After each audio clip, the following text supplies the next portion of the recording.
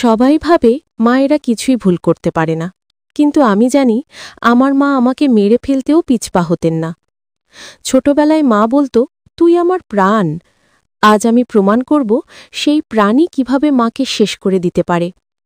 Hello বন্ধুরা, যারা সরাসরি কথার ভিডিও শুনতে চান তারা আমার চ্যানেলে গিয়ে লাস্ট যেই ভিডিওটা আপলোড করা আছে সেই ভিডিওর কমেন্ট বক্সে হোয়াটসঅ্যাপ লিংক পেয়ে যাবে।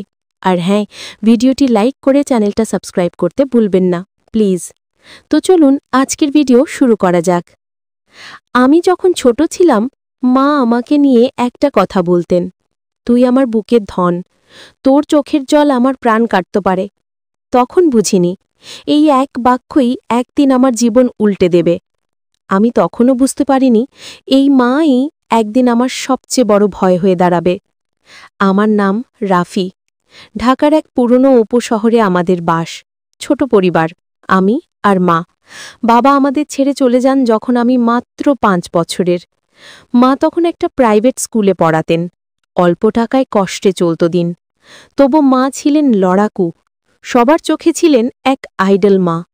নিজে কিছু না খেয়েও ছেলেকে মানুষ করেছেন, স্কুলে পড়িয়েছেন, লেখাপড়ায় ফার্স্ট করিয়েছেন। আমার চোখে মা ছিলেন সত্যিই অন্যরকম। আমার জন্য যে কোনো কিছু করতে পারতেন, এমনকি মানুষ খুন করতেও। প্রথমে ব্যাপারটা আমি বিশ্বাসই করিনি, কিন্তু ধীরে ধীরে কিছু জিনিস সামনে আসতে থাকল, যা মাথার ভেতর সন্দেহে ঝড় বইয়ে দিল।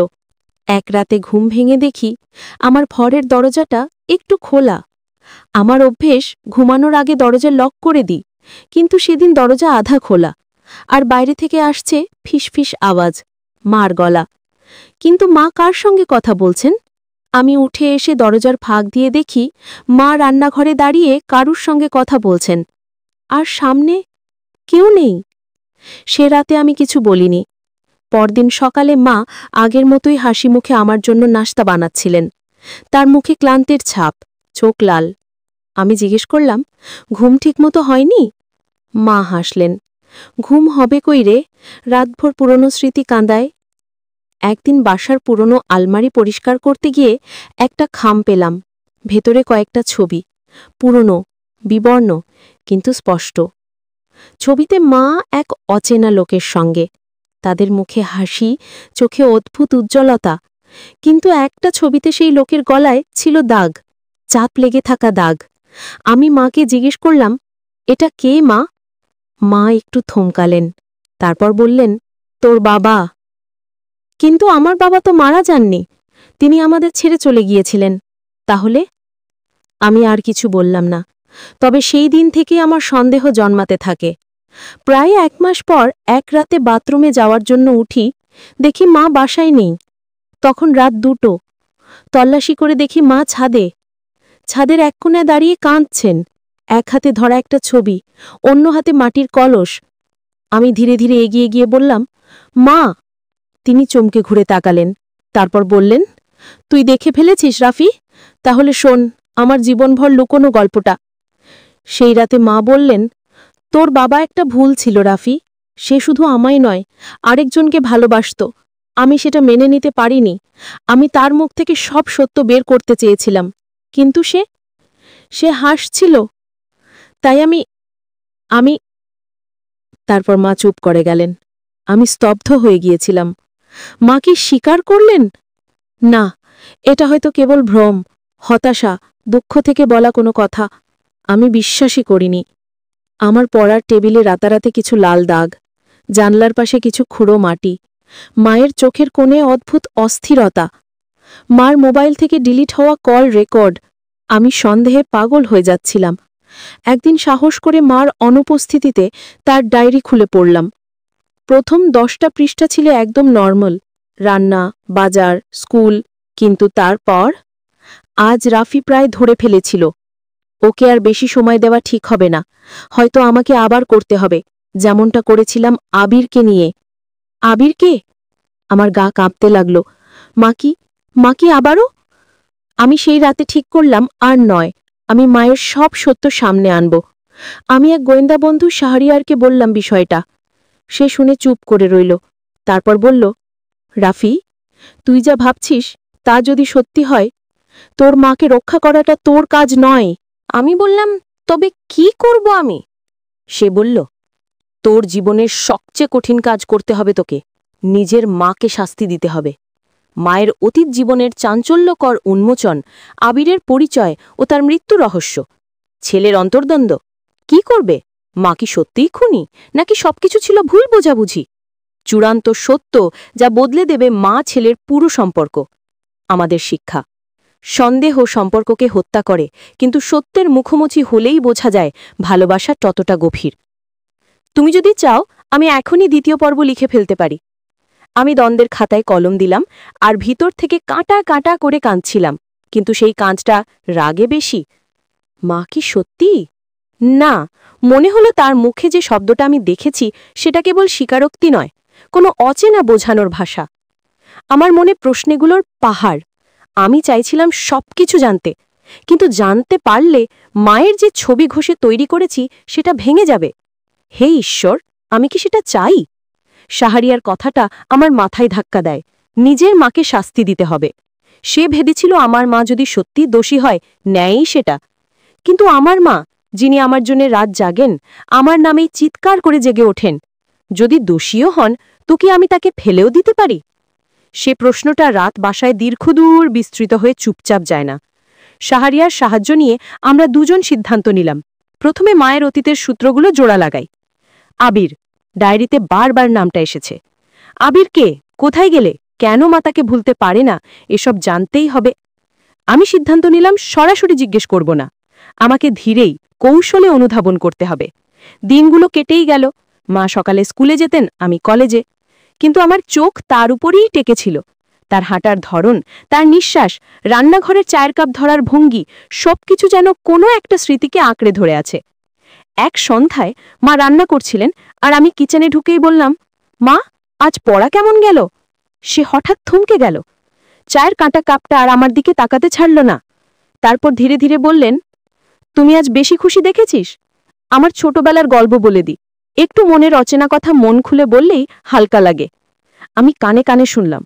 মায়ের কণ্ঠে ছিল আবেগের নরমতা, কিন্তু আমি দেখেছি চোখে ছিল তিক্ত কর্চা। কেউ স্মৃতির লাঠি দিয়ে ব্যথা দাগালে যেন সে মিলিয়ে যায়। মা বললেন, তার নাম ছিল আবির। ওর সঙ্গে আমার স্কুল জীবন ছিল। আমাদের মধ্যে কোনোদিন বড় প্রেম ছিল না, বরং একটা টুকরা বোঝাপড়া, বনজুতার মতো। ও শহর ছাড়ল একটা চাকরির জন্য, তারপর ওর খবর আর পাইনি। আমি বললাম, কেন, তো খারাপ কি হয়েছিল? মা চুপ করে গেলেন। তারপর খুলে বললেন, একদিন খবর এলো ওর নামটা গলে গেছে কোনো ঘটনায়। পরিবারের কেউ চাইল না ব্যাপারটা বোঝা হোক। আমি তখন খুব ছোট ছিলাম, কিন্তু হৃদয়টা চেপে গেল। আমি ওর জন্য শোক প্রকাশ করতেও পারলাম না, কারণ সবাই বলল ওর পরিবারের লজ্জা থাকবে। আমি ওকে ছাড়া বাঁচতে শিখেছি। তার কথা এমন কিছু ছিল যা আমার কান ধরছিল না, কিন্তু ডায়েরির সে লাইনগুলো মনে হচ্ছিল কিছুর ইঙ্গিত। আমি চুপ করে শুনলাম। মা আরও বললেন, আমি একটা সিদ্ধান্ত নিয়েছিলাম, ওর কোনো ভুল থাকলে আমি ওর ভুলগুলো চেপে রাখব, কারণ ওর মতো কোনো মানুষও হয়তো লজ্জায় ভেঙে যেত। আমি বাসা বদলে নিয়ে এলাম। নাম বদলাতে পারতাম না, তবে আমার ভেতরে এক টুকরো অপরাধ থেকে গেল, একটা অপরাধ যা আমি আর কাউকে বলিনি। প্রতিদিন রাত হলে আমি সেই অপরাধটা মনে করি এবং ওর জন্য কাঁদতে বসি। আমি মাকে মুখোমুখি করে চাইলাম, আরও বলুন, কিন্তু মা তখন কাঁধ নেড়ে বললেন, সব কথা বলা ঠিক না রাফি। সব ব্যথা কারোর জানালার সামনে খুলে রাখলে তার ওজন বাড়ে। ওর জন্য আমি কষ্ট করেছি, আর আজও করি। তারপরে আমি জিজ্ঞেস করলাম, ওর সঙ্গে কি ধরনের ভুল ছিল? ডায়েরির ওই লাইনগুলো, ওকে আর বেশি সময় দেওয়া যাবে না, তার মানে কি? মা একটু নীরব হয়ে গেলেন। তারপর সে কানে কানে বললেন, আমার কথায় ভুল বুঝো না। ও কোনো অনৈতিক কাজ করেনি। ও শুধু এমন একটি সমস্যা নিয়েছিল যা সমাজে লজ্জা মনে করা হতো। আমি ওর পাশে দাঁড়িয়েছি, কথাগুলো লিখেছি নিজের মনের দাগ হিসেবে। আমি কখনো কাউকে কষ্ট দিতে চাইনি। আর রাফি, আমি কখনো কোনো মানুষকে কাণ্ড করে সেটাকে লুকোতে চাইনি। তাই তোর ভল করে কান্না করিস না। তার চোখে কোনো মিথ্যে ছিল না, সেখানে শুধুই ছিল শুকনো দুঃখ আর দীর্ঘস্থায়ী পেনোলজি, দীর্ঘ পড়া বেদনা। আমি হালকা করে নিঃশ্বাস ফেললাম। মনে হলো কারো দিকে আঙুল দিয়ে দোষারোপ করা সহজ ছিল, কিন্তু সত্যটা মায়ের বেদনাই ছিল, অপরাধ নয়। তবে শাহরিয়ার বলে গেলে, তোর মায়ের মোবাইলে ডিলিট হওয়া কল ডেটা, জানালার পাশে মাটি, লাল দাগ, এসব কি? আমি জানতাম এসব সত্যিই লক্ষণ, কিন্তু মানসিক ব্যথা মানুষকে ভিন্ন রকম আচরণ করাতে পারে, কখনো হাত কাঁপায়, কখনো কাগজে লাল দাগ পড়ে যায়, কখনোই সেটা অন্যায়ের ইঙ্গিত দেয় না। এই ভাবনায় শান্ত হওয়া যায়নি। আমার মন ছিল অস্থির। আমি সিদ্ধান্ত নিলাম আবিরের পরিবারের একটা সূত্র খুঁজে বের করব। শহরের পুরনো ডাকঘর আর নৌপথের কাগজখানা ঘেটে শাহুরিয়া ও আমি এক পুরনো তালিকা পেলাম, অভিয়ান নামক এক এলাকা, যেখানে আবিরের পালিত বাড়ি ছিল। আমরা সেখানে গেলাম। ওই গ্রামের মানুষদের কথা থেকে আমরা জানতে পারলাম আবির ছিল গম্ভীর, ভালো ছেলে। এক দুর্ঘটনায়ও মারা গেছে বলা হয়েছিল, কিন্তু কোনো পুলিশি রিপোর্ট পাওয়া যায়নি। তার পরিবারের লোকেরা লজ্জিত বলে সবাই চুপ করেছিল। আমরা যখন গ্রামের বৃদ্ধার কাছে গল্প করলাম, তিনি চুরমার চেহারা নিয়ে বললেন, ওর বাপ বলেছিল জীবনটা হাতছাড়া। কল্পনা করো, মানুষ মরে গেলেও আমাদের কথা থাকবে না। ওর বাপের মুখে ছিল অচেনা ভয়। আমি মনে করি কেউ ভুল বোঝাই করেছিল। গ্রামের কথা শুনে আমি বেশ অস্বস্তিতে পড়ে গেলাম। তবে একটা কগনিটিভ পরিবর্তন হতে লাগল। আমার মা কি প্রকৃতপক্ষে কাউকে আঘাত করে কিছু লুকিয়েছেন, নাকি তিনি শুধু সেই লজ্জাকে ঢেকে রেখেছিলেন? আমি বুঝতে পারলাম, বিশেষ করে আমাদের সমাজে যেসব লজ্জাজনক ঘটনা ঘটে, অনেক পরিবার তা গোপন রাখে। মা হয়তো ঠিক সেই পথেই হেঁটেছিলেন, কিন্তু হত্যার মতো কোনো অপরাধ নয়। আমার মনের কোণে এক অদ্ভুত একটা শান্তি এসেছে, যা বলে হয়তো আমি সব ভুল বুঝেছি। তবু আমি পুরোপুরি সন্তুষ্ট ছিলাম না। ডায়েরিতে লেখা আবার করতে হবে, ওটি কি? আমার মায়ের কণ্ঠ কি কেবল রোমান্টিক কষ্ট, নাকি ওটা কোনো প্রতিশোধের সংকেত? আমি সিদ্ধান্ত নিলাম সবশেষে মা নিজেই বলুক। আমি আর শাহুরিয়ার এক সন্ধ্যায় মায়ের সামনে বসলাম। বিকেলের পাতলা রোদ কাঁচে হালকাভাবে পড়ে, ঘরের বাতাসে নীরবতা। মা, আমি বললাম, তুমি সব বলেছ, কিন্তু এখন আমাকে পুরোটা বলো। যে কথা আমি ডায়েরিতেই পড়েছি আমাকে আবার করতে হবে, সে কথার সম্পূর্ণ রহস্য তুমি বলতে পারো? মা দুই হাত মুখে দিয়ে কাঁপতে লাগলেন। তারপর ধীরে ধীরে তার কণ্ঠে এলো ক্ষমার আবেদন। রাফি, শুনে নে, আমি যে কথা লিখেছি সেটি কোনো হত্যার কথা নয়। এটা ছিল এক মায়ের গোপন সিদ্ধান্ত। আবির যেন লজ্জায় ভাঙে না, তার পরিবারের সম্মানটা রক্ষা করতে। ওর সমস্যাটা ছিল মানসিক। ওর পরিবার চাইল না কেউ জানতে। আমি তখন খুব ছোট ছিলাম, কিন্তু আমার মনে হয়েছে যদি আমি ওকে সহায়তা না করি তাহলে ও বিলীন হয়ে যাবে। আমি ওকে কবর দিলে কি করবে? আমি ওকে আমার মনে বাঁধিয়ে রাখি। ওর দেহ কোথায় আমার জানা নেই, কিন্তু আমার কাজ ছিল ওর কেঁদেও কষ্ট কমানো। আমি ডায়েরিতে আবার করতে হবে লিখে এসেছি। সম্ভবত আমি বলছিলাম, যদি কখনো আর কারো এরকম চোখের জল দেখা যায়, আমি সাহায্য করব, ফিরে আসব, লজ্জাকে মুছব। এটা অপরাধ নয় রাফি, এটা সহানুভূতি। সে কথা শুনে আমি কাঁদতে শুরু করলাম। আমার কাঁদ ছিল মিশ্র, অযথা রেগে থাকা, ভুলভাবে সন্দেহ করে প্রেমতে বিষে ভরা করা, সবই মিশে গিয়েছিল। মা হাত বাড়িয়ে আমাকে জড়িয়ে ধরলেন। ওর গা থেকে সেই পুরনো গন্ধ, ছোঁয়া, সবকিছু আমার হাড়ে পৌঁছে গেল। আমি বুঝলাম আমি একটুখানি ভুলে গিয়েছিলাম মায়ের মানবিকতা, মায়ের সীমাবদ্ধতা। পরের সপ্তাহে আমি সিদ্ধান্ত নিলাম আবিরের পরিবারের খোঁজ চালিয়ে যাচ্ছি। আমরা গ্রামের বৃদ্ধার সহায়তায় আবিরের ছোট ভাইকে খুঁজে পেলাম। সে সামনে সাহস করে কথা বলল। আবির আমাদের হারিয়েছিল ঠিকই, তবে সে কোনো অপরাধে মারা যায়নি। ওর মৃত্যু ছিল দুর্ঘটনাজনিত, আর আমরা লজ্জার ভয়ে তা চেপে দিয়েছি। হয়তো তোর মা শুধুই সেই লজ্জা লুকিয়েছিল, এবং ওর পাশে দাঁড়িয়েছে যে কারণে আমরা কৃতজ্ঞ। তোমার মা কেবল করুণার বাগে দাঁড়িয়ে দরিদ্রকে সাহায্য করেছিল। আমি শ্বাস ছেড়ে বললাম, তাহলে আমার মাকে পরে ভুলভাবে যে বিচার করেছি, আমি লজ্জিত। মা সামান্য হেসে বললেন, রাফি, জীবন ছোট, মানুষ ভুল করে। বড় কথা হলো সেই ভুল থেকে শিক্ষা নেয়া। তুই বড় হয়েছিস, তোর তাড়াতাড়ি বিচার করার প্রবণতা কমে গেছে। এটাই আমার কাছে বড় জিনিস। দিন গড়িয়ে আসলেই বুঝতে পারলাম আমার সন্দেহ, আমার রাগ সবই সমাজের উদ্দীপনা দিয়ে শুরু হয়েছিল। আমি বুঝতে পারলাম মা নিজের জীবনে অনেক কষ্ট গৃহীত করেছেন, আর সেই কষ্টই তাকে ভাসিয়েছে অদ্ভুত কেসে। কিন্তু কোনোভাবে তিনি অন্যায় করেন না। তিনি একজন মা, মানবতার ভারস্তর, যিনি পরিবারের সম্মান, লজ্জা, দরিদ্রের সাহায্য সব কিছুকে মিলিয়েছেন। শেষে আমি সিদ্ধান্ত নিলাম আমি মাকে কেবল ক্ষমা করব না, বরং তাকে ধন্যবাদ জানাব। কারণ তিনি আমাকে শিখিয়েছেন কখনোই তাড়াহুড়ো করে বিচারের ছুরি চালিও না। সমাজের লজ্জার ওজন হলে অনেকেই সেটা চেপে রাখে, কখনোই সেটা অপরাধ নয়। সামান্য সহানুভূতি অনেক জীবন রক্ষা করে।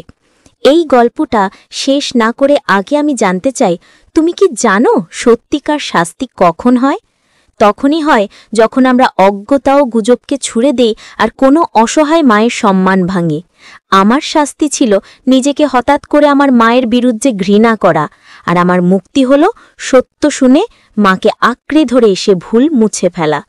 শিক্ষণীয় বার্তা: প্রথমে সন্দেহ করো, কিন্তু আগে পুরো সত্য জানার চেষ্টা করো। অবিবেচক বিচার অনেক সম্পর্ক ভাঙিয়ে ফেলে। সমাজের লজ্জা ও গোপনীয়তা অনেক সময় মানুষকে ভুল পথে ঠেলে দেয়। সহানুভূতি ও সহযোগিতা অধিকাংশ সময় সমাধান। মা ছেলে সম্পর্ক বিশ্বাসের ওপর দাঁড়ায়। একবার বিশ্বাস ভাঙলে তা ফিরিয়ে আনতে কঠিন, কিন্তু ক্ষমা ও বোঝাপড়া সব কিছুর মতোই শক্তিশালী। কখনোই প্রেম, ব্যথা বা গোপনীয়তাকে অপরাধে পরিণত করো না। সঠিক পথে কথাবার্তা ও সহায়তার মাধ্যমেই সত্যিকারের ন্যায় মেলে।